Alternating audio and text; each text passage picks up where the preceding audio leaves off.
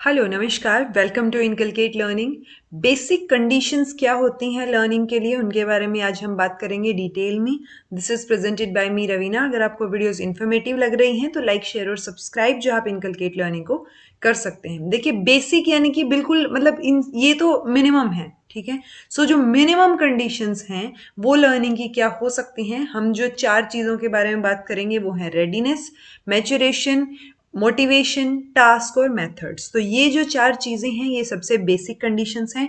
Although आजकल जितने भी एग्जाम्स हो रहे हैं सो ऐसा मुझे नहीं लगता कि पर्टिकुलरली होता होगा कि पर्टिकुलर जो सिलेबस में वर्ड्स मेंशन है सिर्फ उन्हीं से रिलेटेड पूछा जाए। तो उनके आसपास की जो चीज़ें हैं जैसे कि कंडीशंस ऑफ लर्निंग, अब हम ये तो बेसिक कंडीशंस पढ़ रहे हैं, लेकिन कंडीशंस ऑफ लर्निंग एक बुक होती है, उसके वो किसने लिखी है या उसके अकॉर्डिंग क्या क्या कंडीशंस हो सकती हैं लर्निंग की। सो वो सब चीज़ें भी आपको पता होनी चाहिए, यानी कि हमें थोड़ा सा एक्स्ट्रा पुश जो है वो खुद को करके चलना पड़ेगा अगर हम किसी एग्जाम में एक्सेल करना चाहते हैं तो पहले हम इन 4 चीज़ों के बारे में बात करेंगे, फिर कुछ एक्स्ट्रा फैक्टर्स जो थोड़ा सा इस वीडियो में एक एडिशन आपको प्रोवाइड करेगा उसके बारे में डिस्कस करेंगे। सो रेडीनेस यानी कि जैसे हम बोल देते हैं ना कि बच्चा स्कूल जाने के लिए रेडी नहीं है, यानी कि अभी वो जो है मेंटली या फिजिकली वो कोग्निटिव लेवल पे रेडी नहीं है अभी स्टूडेंट सीखने के लिए कुछ, ठीक है। सो रेडीनेस जो है लर्निंग के लिए सबसे ज़्यादा इंपॉर्टेंट चीज़ होती है, इंपॉर्टेंट कंडीशन हो जाती है, बेसिक कंडीशन हो जाती है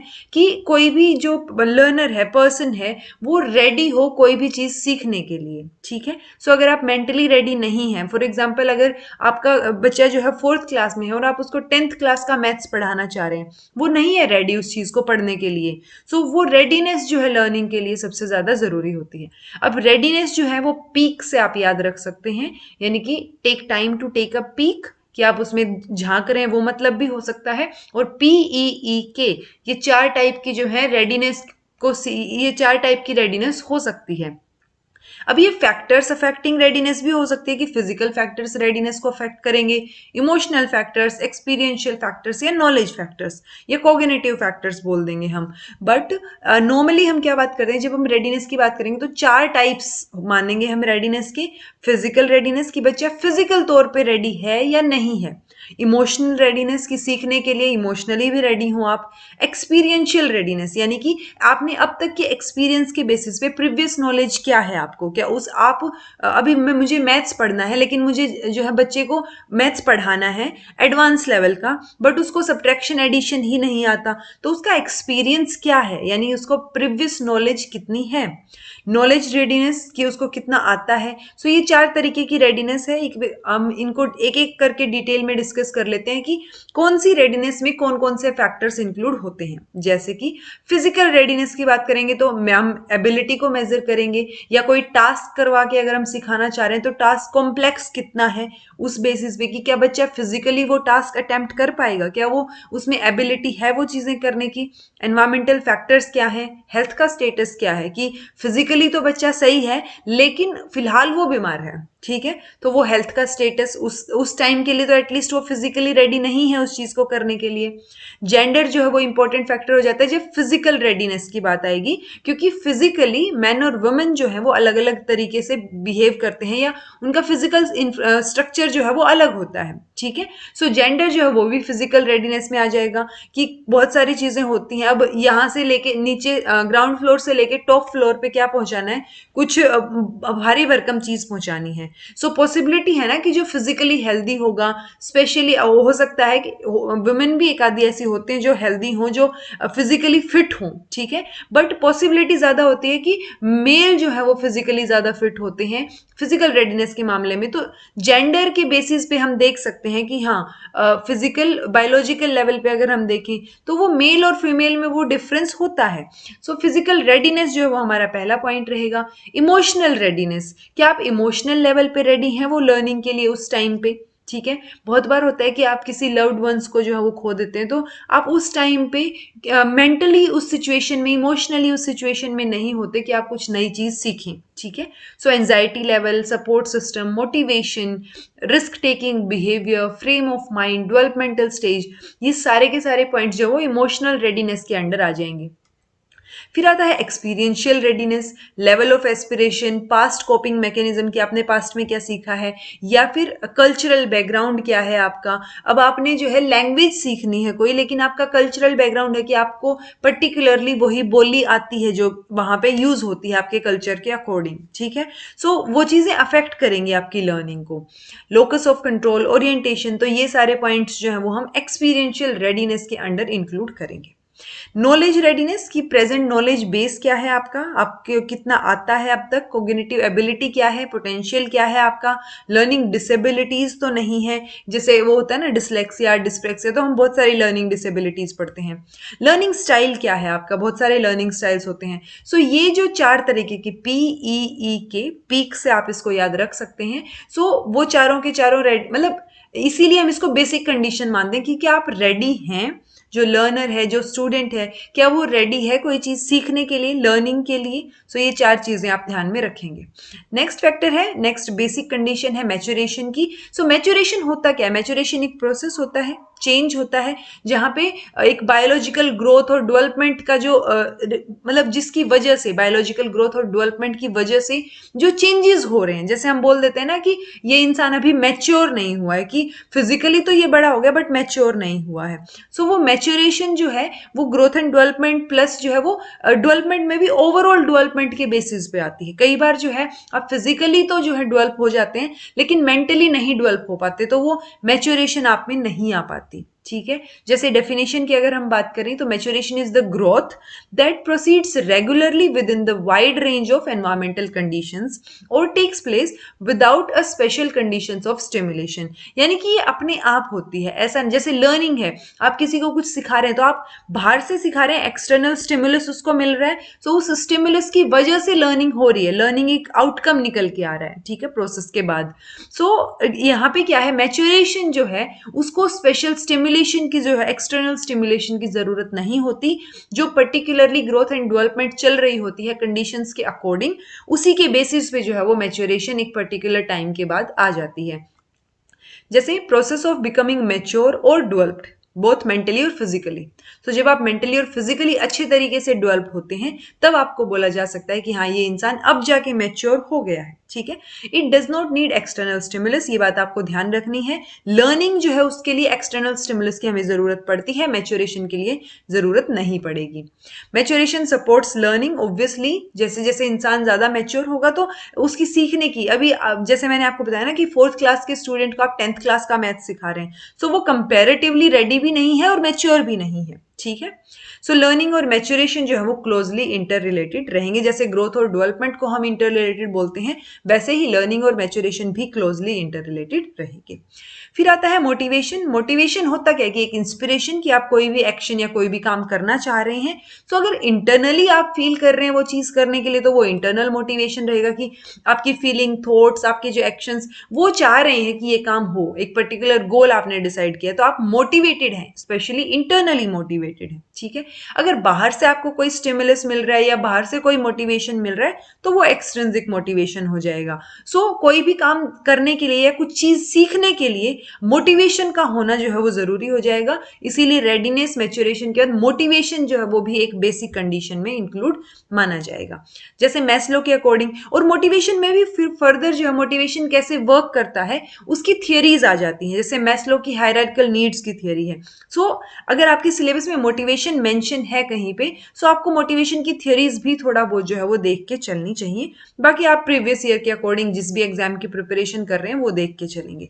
सो मैस्लो का क्या कहना था कि मोटिवेशन जो है उसकी वजह से ही ग्रोथ एंड डेवलपमेंट होता है, motivation leads to growth and development and that need satisfaction is the most important sole factor underlying motivation. और इसीलिए उस नीड के बेसिस पे ही मैस्लो ने जो है हायरार्किकल नीड्स की थियरी दी कि आपको जिस चीज की जब जरूरत होगी उसी तरफ आपका जो है रुझान रहेगा, मोटिवेशन, आप मोटिवेटेड रहेंगे उस तरफ। जब वो चीज कंप्लीट हो जाएगी तो आप किसी और चीज के लिए मोटिवेटेड फील करेंगे।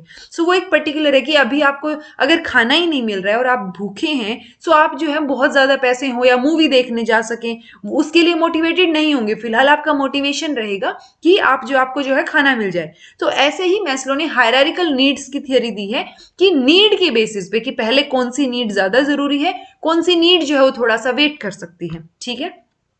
सो मोटिवेशन इंट्रिंसिक और एक्सट्रिंसिक मोटिवेशन रहेगा। इंट्रिंसिक जो कि आपके इंटरनली आप फील कर रहे हैं किसी चीज के लिए, कोई काम आपने करना है तो वो इंटरनली मोटिवेटेड हैं आप। अगर आपको बाहर से कोई मोटिवेट कर रहा है या पेरेंट्स आपको कह रहे हैं कि ये चीज जो है ये आप करियर परस्यू कर लीजिए और उसके बाद जो है आप बहुत आराम में रहेंगे, और तो वो क्या है, एक तरीके से एक्सट्रिंसिक मोटिवेशन है कि कोई और आपको बाहर से स्टिमुलस दे रहा है, मोटिवेट कर रहा है। फिर आता है टास्क एंड मेथड्स। तो टास्क बेस्ड लर्निंग एक चीज होती है कि आप जो है, टीचर क्या करता है, स्टूडेंट को टास्क देता है छोटे छोटे, वो टास्क जब फुलफिल हो जाते हैं तब जो है लर्निंग एक आउटकम की तरह निकल के आती है। इसमें एक फायदा ये रहता है, advantages obviously task based method जो लर्निंग है उसके ज्यादा रहेंगे। क्यों रहेंगे? क्योंकि टास्क जब आप कर रहे हैं, एक तो आपको फर्स्ट हैंड एक्सपीरियंस हो रहा है, आपको ज्यादा देर तक रिटेंशन रहेगी उस चीज की, ठीक है। तो जो मेमोरी के चैप्टर में हमने चीजें पढ़ी थी, तो आप रिटेन ज्यादा कर पाएंगे जब आप टास्क बेस्ड लर्निंग सीखते हैं। तो टास्क बेस्ड लर्निंग में हम 3 चीजें पढ़ते हैं। प्री टास्क यानी कि टास्क से पहले कि आपको इंस्ट्रक्शन दी जा रही है, इंट्रोडक्शन दिया जा रहा है कि आपको क्या करना है, एक्चुअल में टास्क है क्या, ठीक है। ड्यूरिंग द टास्क, इसमें आप करते हैं, चीजों को प्लान करते हैं, टास्क को आप फिर परफॉर्म करते हैं, रिपोर्ट करते हैं कि आपने क्या टास्क किया है। मान लो कोई पीपीटी आपको प्रिपेयर करने को बोली या कोई और जो है फिजिकल टास्क आपको दिया हुआ है, तो आप इस ड्यूरिंग द टास्क क्या करेंगे, आप उसको परफॉर्म कर रहे हैं।